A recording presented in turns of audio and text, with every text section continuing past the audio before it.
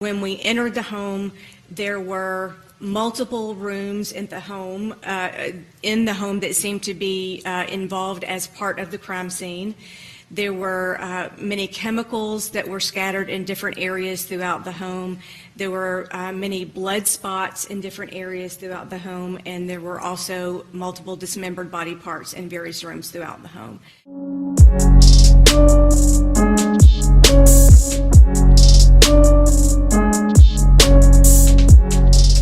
Hello friends, it's me. Welcome back for another Twisted Tea Party. I hope you all are having an extraordinary day today. To those of you who are new here, I want to say hi, hello, welcome. My name is Natasha and I am so extremely glad that you found me. If you clicked on this video, you must be dark and twisty like I am. If you're a fan of true crime, murder mysteries, serial killers, conspiracies, anything sinister, I highly suggest that you hit that subscribe button and ring the notification bell to RSVP for my next Twisted Tea Party. I put a ton of research into this video. Once I put that investigative cap on and started down the rabbit hole, I absolutely could not stop. I have seen hours and hours of footage on this case. I've watched everything that I could find, all the way from the body cam footage at the initial welfare check, through the trial testimony, the verdict, and sentencing. There is a ton to talk about with this one, so let's get the show on the road, shall we? Today, we're going to pick apart the story of Joel Michael Guy Jr. Have you guys heard of this one? I haven't seen very many people talking about it, which was really surprising to me. This one's extra tragic and extra gruesome, and happened really recently.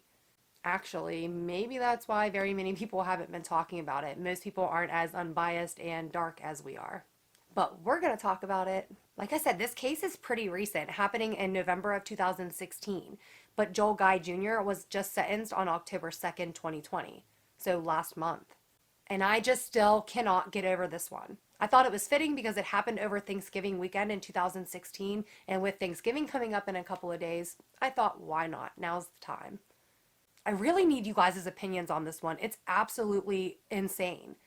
I really needed to talk it out, and I knew you all would come through for me, so let's talk. At the time that this all took place, Joel Michael Guy Jr. was 28 years old. Joel Jr. is the only son of 61-year-old Joel Guy Sr. and 55-year-old Lisa Guy. Joel Sr. and Lisa had been happily married for 31 years.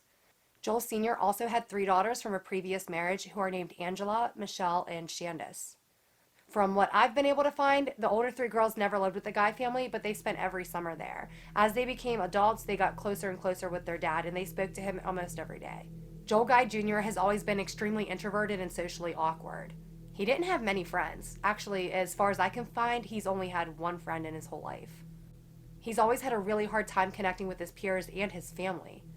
Joel Guy Jr. was 28 years old in 2016 and attending Louisiana State University. He had his own apartment close to LSU campus in Baton Rouge and his own car. He was a grown-ass man, but had never had a paying job and had never worked a day in his life. His parents had been paying his way his whole life, including his expensive tuition at LSU.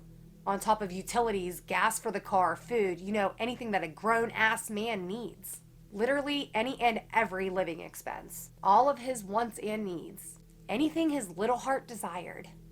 He had been attending LSU for 9 years at the time and was studying to become a plastic surgeon. From what the great Google told me, to become a plastic surgeon, you only need the 4 years of undergraduate school, as everybody does, and then 4 years of medical school before going on to a 5-year residency.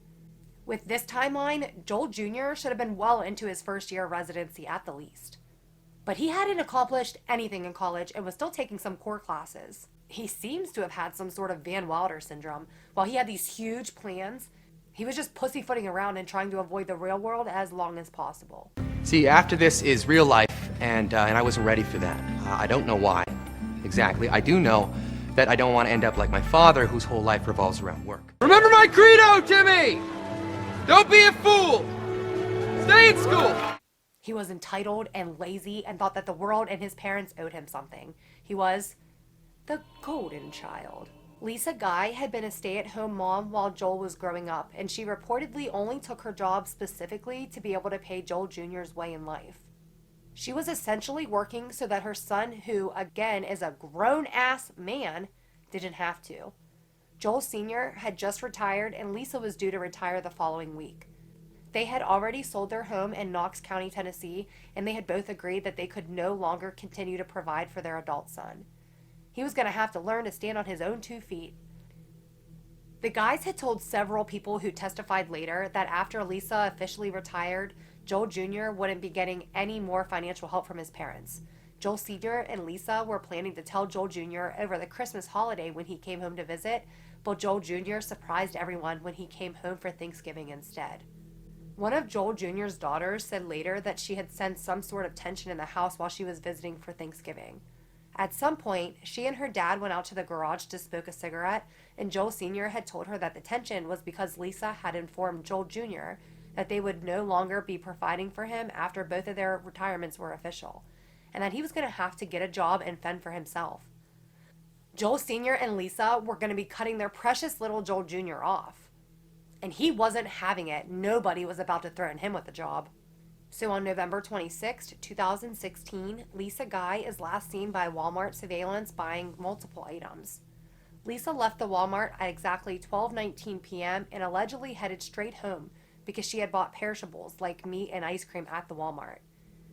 She would have been in a hurry to get those things back into the freezer. When she got home, she had started to carry in her groceries but never got to finish. There were a few bags still found in her car, suggesting that she was attacked as soon as she entered the house. On Monday, November 28th, Jennifer Whited, Lisa Guy's coworker, called the police when Lisa didn't show up for work, and she couldn't get an answer on their house phone or either of their cell phones. It was completely unlike Lisa Guy to not show up for work on time or give somebody a notice if she was going to be late. And even less likely for her not to answer Jennifer's many phone calls. Deputy Stephen Ballard of the Knox County Sheriff's Office was the first on the scene at 11434 Golden View Lane to perform a welfare check on Lisa Guy at the request of her coworker and friend Jennifer. Yes, I have an employee that has not reported for work today, and highly unlike her. I've tried calling her home number, I've tried calling cell phone, and can't get a hold of her. What can we do about that? Can somebody go by and check on them? Yeah, do you know her address? I do. What is that? It is 11434 Golden View Lane.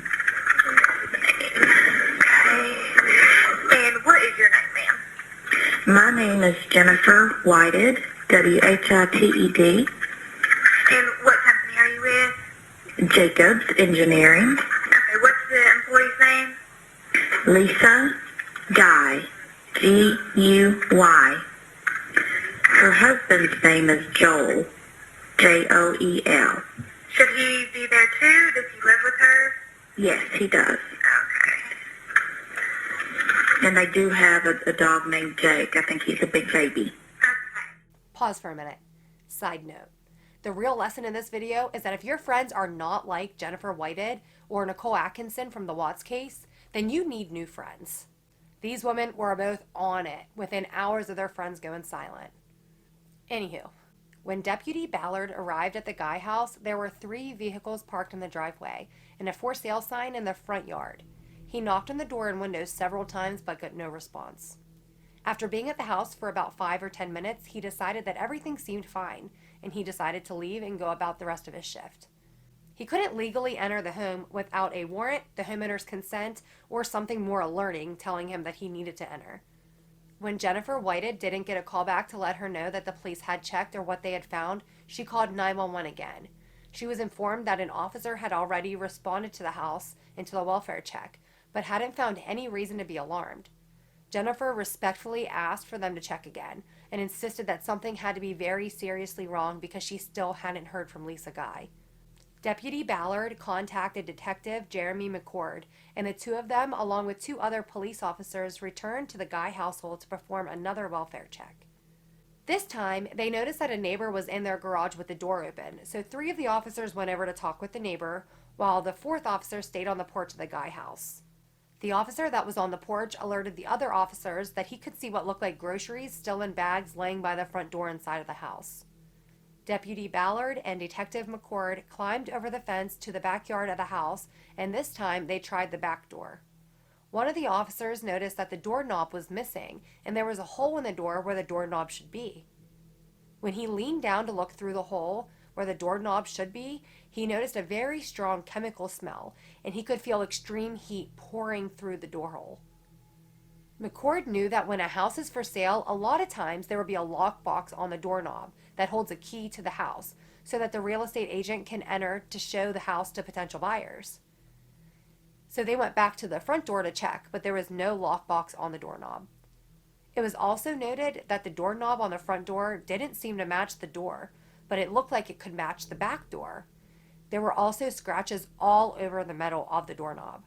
The detective then called the real estate agent that was listed on the for sale sign in the front yard to see if she knew how to gain access into the house. She said that there definitely should be a lockbox on the front doorknob. The real estate agent then suggested that the officers check the 3 vehicles to see if there was a garage door opener in one of them. Another A-plus friend. The Guy family didn't seem to use their garage very much. They had a pretty big and really nice garage, but all 3 vehicles were parked in the driveway. The family really only used their garage as a social area where they would drink and smoke and just hang out. The police were in fact able to find a garage door opener in one of the vehicles, and they started to enter the house through the garage, having no idea the horrific scene that they were about to find inside. When they entered the garage, they found that the chemical smell and the heat were even stronger than it had seemed through the little hole in the back door where the doorknob was missing. The door leading into the house was unlocked, so they let themselves in and announced themselves as police officers. They all drew their weapons and started to go room to room to clear the house and remove any possible immediate threat that could be hiding inside. Immediately upon entering the main house area, they saw tons of bottles of chemicals and several boxes of garbage bags. In the next room, which was the dining room, they found a woman's purse, 1 set of keys, and 2 wallets that proved to belong to Joel Guy Sr. and Lisa Guy. In the dining room, they also found a ton of guns. They were everywhere. There were guns on the table and guns on the floor. There were lock boxes and carry-in cases for guns and lots of ammo. The officers continued into the foyer by the front door of the home, and they were able to get a closer look at the groceries that they could see through the window of the front door. It looked as if someone had just come home from shopping and dropped their groceries as soon as they walked through the door. The thermostat was also in the foyer, so they saw that it was set to 90 degrees, which is extremely hot. Next was the living room. Nothing really seemed to be out of place in the living room aside from a portable heater that was plugged in and sitting next to a blow dryer. Off of the living room, there was a small den which had the entire wall covered in pictures of what looked like an extremely happy and loving family, and more than 50% of those pictures had Joel Guy Jr. in them. The officers then went back out to the foyer and began to climb the stairs to the second floor of the house to clear it. So there were several stairs in the house that brought you to a landing, and then a turn to get to the rest of the stairs. When they made that turn, that's when they realized that something very sinister had happened in this house. On the landing, the police detected small spots on the carpet that looked like blood. The spots got bigger and more in frequency as they continued to climb the stairs. At the top of the stairs, they could see a pile of bloody clothes and a pair of scissors, as well as a large dark spot on the carpet and several on the walls. They could hear a dog crying somewhere in the house, but they didn't know where it was. Later, they found the guy's dog locked in the laundry room, and it seemed to have been there for a few days. Once they got to the top of the stairs, the officers decided to split up and get to the bottom of what had happened and get the hell out of there as soon as possible. One of them went toward the master bedroom, and the other went toward a spare bedroom that seems to have been used as an exercise room. Through the door of that exercise room, Detective McCord could see a pair of human hands laying on the floor, but not attached to any body.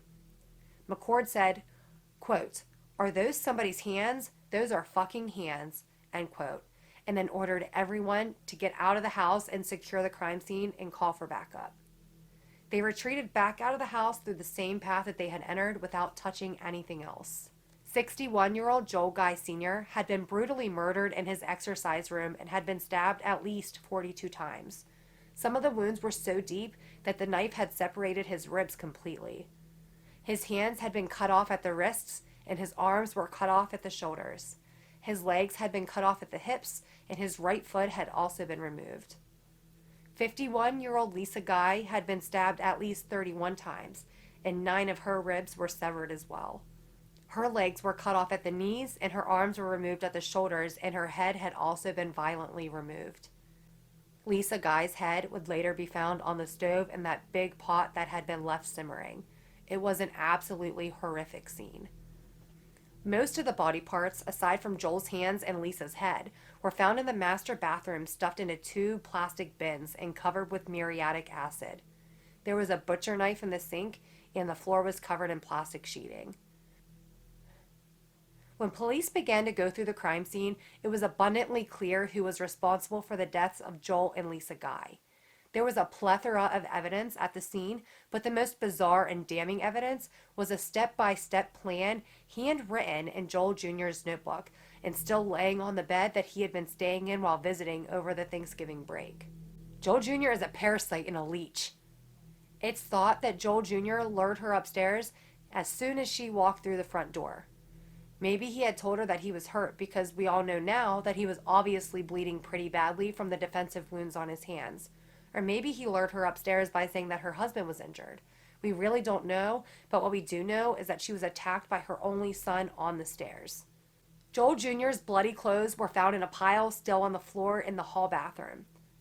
After showering, Joel Jr. is seen on surveillance at the same Walmart that his mom had been seen on just a few hours earlier, buying first aid supplies.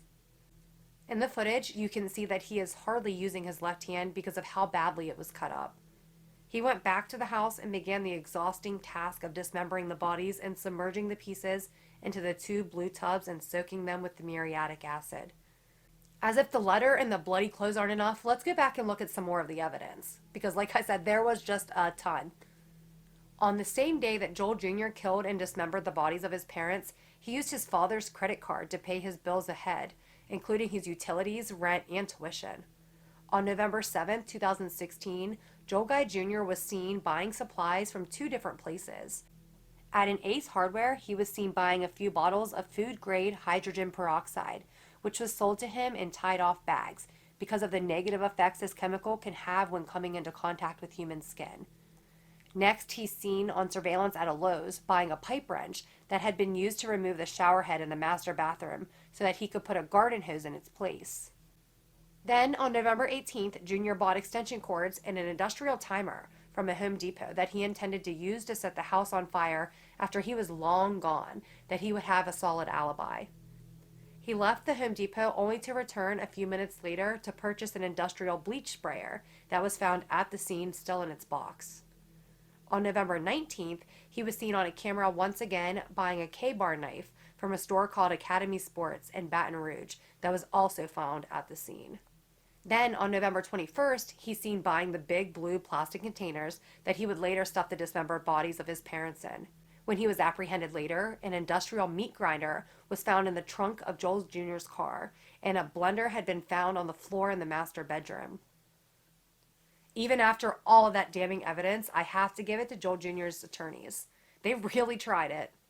On Thanksgiving, he was apparently being friendly and talkative and had actually given Michelle's sons a few of his old toys and Beanie Babies, which was crazy to her because she thought that her brother didn't even know the names of her 3 sons. He was that disconnected. Joel's lawyers argued that he was happy and friendly that Thanksgiving weekend, and happy, friendly people don't just plan and commit murders, especially against their parents. They also argued that the crime was too brutal for it to have been their client. Happy and friendly people don't have anger and rage. They argued, too, that Joel Jr.'s parents had planned to cut him off after Christmas, but it wasn't Christmas yet. It was only Thanksgiving. And they said that the evidence saying that Joel Jr. was about to lose his financial stability was only circumstantial. They claimed that there was no real evidence that the guys were even planning to cut him off. They said it was all hearsay. I personally was really surprised to see that the defense attorneys didn't decide to pursue a mental health defense, although I really think that they might have been able to. As far as I could find, and correct me if I'm wrong, don't come for me, there was never even a psychological examination done to see if he was competent to stand trial. Maybe they decided not to take that route because it was so well thought out and planned and everything was written down step by step. Not to mention he was a medical student, so he definitely wasn't completely not there. My theory is that Joel Jr. was only happy and friendly on that Thanksgiving weekend because he thought that his financial worries were about to be over, and he thought that he would never have to worry about finances again. He didn't wait until Christmas because he was the beneficiary of his mother's life insurance policy, and the policy was through her employer. He knew that she would be retired 12 days before Christmas, so that life insurance policy would be going away, and he was named the beneficiary on that policy. Joel Jr. was an intelligent person, and he had potential. He wanted to be a plastic surgeon, and if he had accomplished that goal, he would have done fine for himself and not needed his parents to provide for him for anything. But he instead chose to be an eternal college student. It was just too much work for him, and we all know that he did not like to work. 2 days before the jury selection, Joel Jr. filed a motion to serve as his own lawyer in an effort to try to force the prosecution to charge him with the death penalty if or when he was found guilty.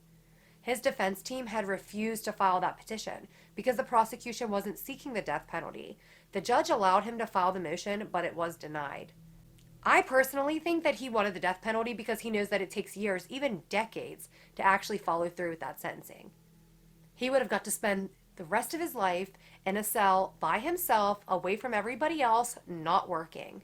Because he wasn't given the death penalty, he was put into general population and had a cellmate. He had threatened to harm his cellie in an effort to get the cell to himself.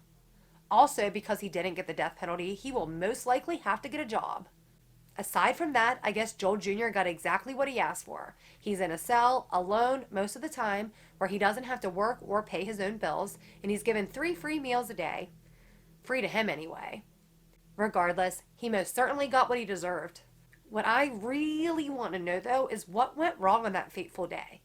What prevented Joel Jr. from following through with his carefully thought out plan? His initial plan was to break the garbage disposal and then attack his dad while he was under the sink fixing the garbage disposal. Again, my theory is that Joel Sr. wasn't willing to stop what he was doing at the time and fix it just that second, which it seems like he was working on at the time. Joel Jr. knew that he needed to act now if he wanted his dad to be cleaned up before his mom got home. It seems to me that this is when the whole plan went to shit. I think that he approached his father in the exercise room, where there was an obvious struggle. The Bowflex machine had been flipped over and the futon that was in the room had been stabbed at some point during the struggle, and Joel Sr.'s hands had defensive wounds on his palms.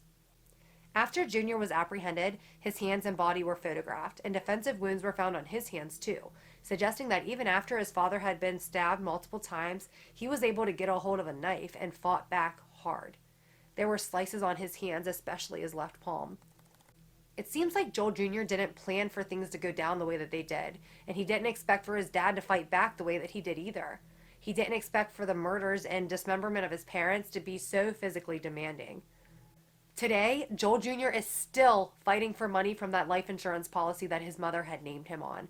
He'll obviously never get it, but he's so narcissistic, he thinks that the world and his deceased parents still owe him something. Well, I think that's it for me today, guys. Like I said, I'd really like to know your thoughts on this one. I know it's definitely the most gruesome case that I've covered on this channel, and it's probably one of the most gruesome cases in general. So thank you all for sticking it out and hanging out with me. So I've been thinking about doing some more in-depth videos on this case and zooming in on different aspects of the case, like the trial, the relationship that Joel Jr. had with his parents, the evidence, or the mental state of this psychopathic spoiled brat.